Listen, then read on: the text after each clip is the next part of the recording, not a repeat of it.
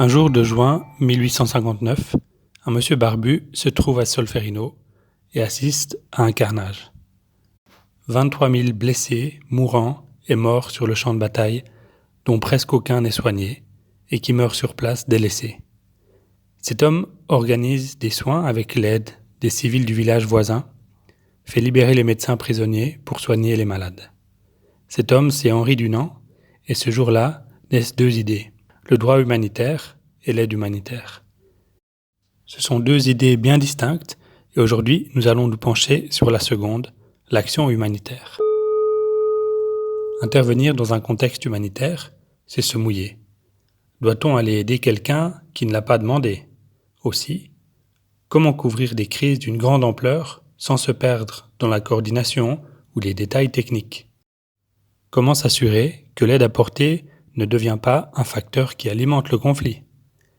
Aider les populations d'un camp aide-t-il à faire oublier la gravité des actes qui les ont fait fuir ? Et que se passerait-il si aucune aide n'était apportée ? Faut-il mettre tant d'efforts à soigner les symptômes superficiels plutôt que les causes profondes de ces crises ? À la lumière de toutes ces questions, j'aimerais aujourd'hui discuter avec vous ce qu'est l'aide humanitaire et quels en sont les grands principes, en donnant des exemples historiques et voir quelle a été son évolution au cours des dernières décennies.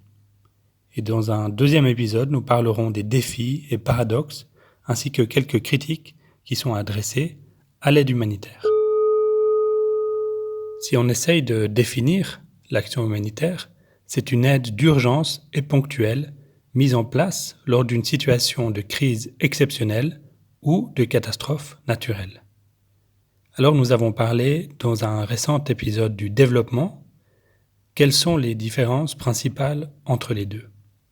Eh bien, l'aide humanitaire agit dans l'urgence, le court terme, alors que le développement s'adresse au long terme.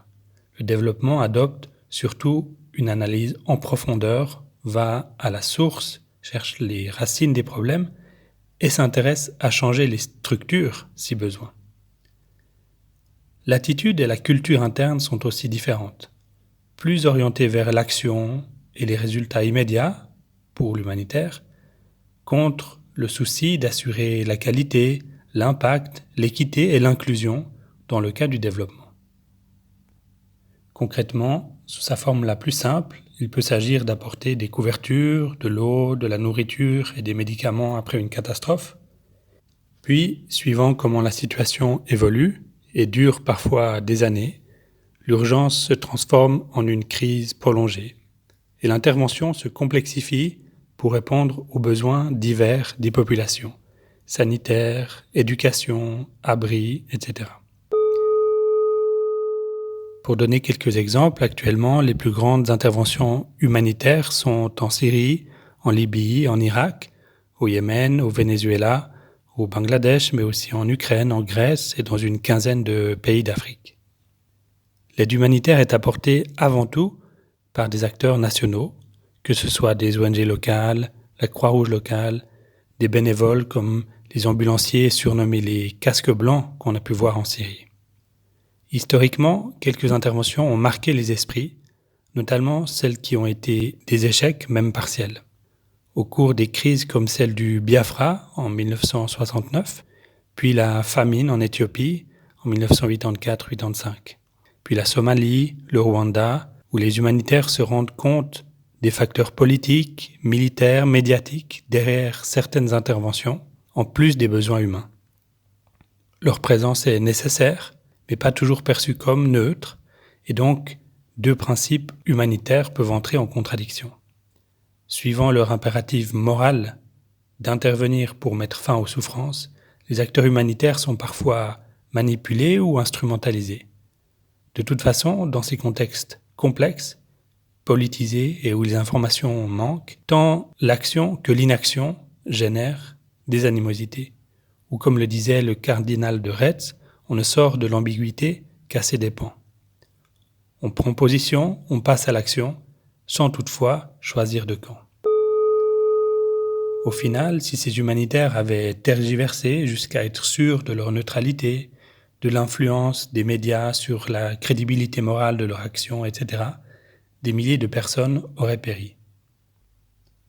D'autres exemples, plus tard, au Nord Kivu en 2008, dans la région des Grands Lacs, et aussi la débâcle partielle causée par la réponse humanitaire en Haïti en 2010.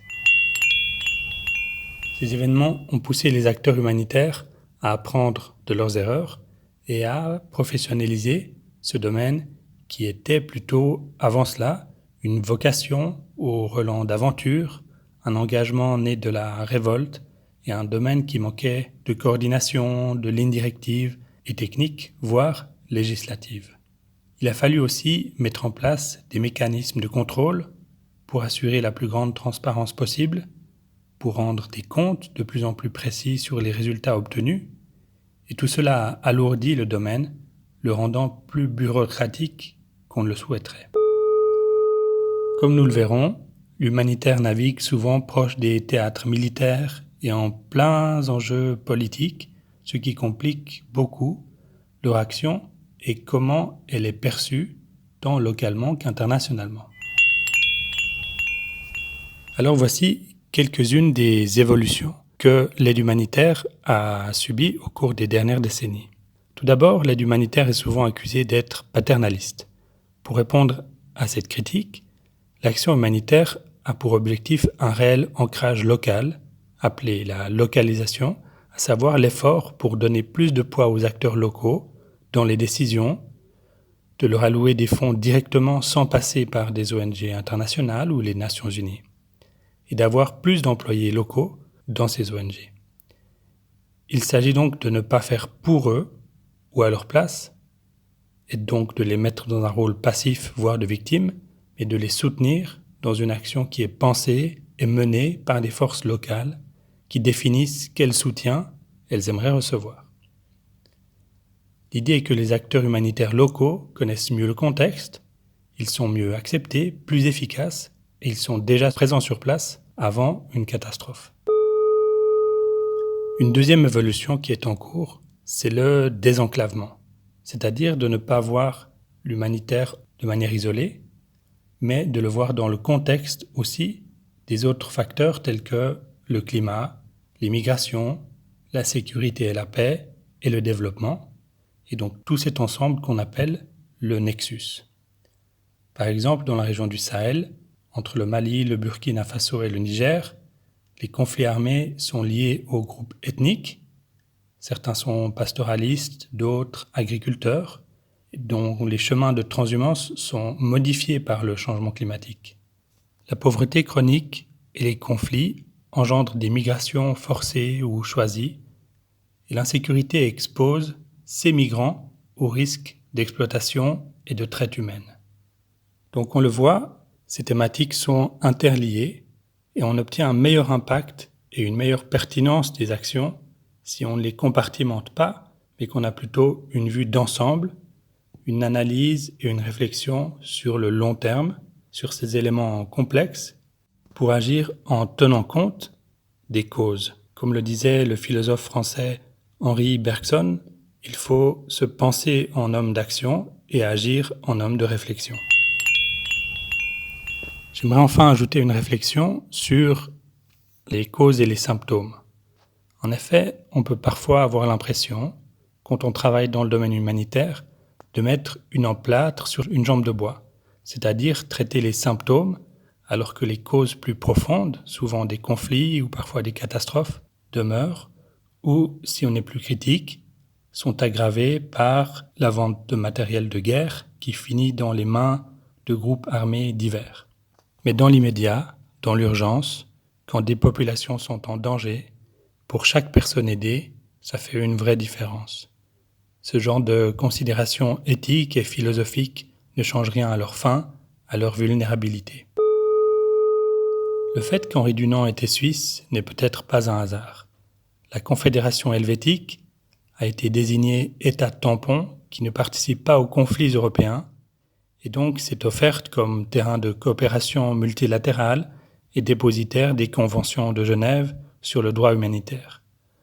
En tant que Suisses, je pense que nous avons un devoir de défendre ces idéaux, que nos voix doivent défendre les valeurs humanitaires, sans quoi nous perdons notre rôle, nos valeurs, et au final, c'est notre humanité qui se perd.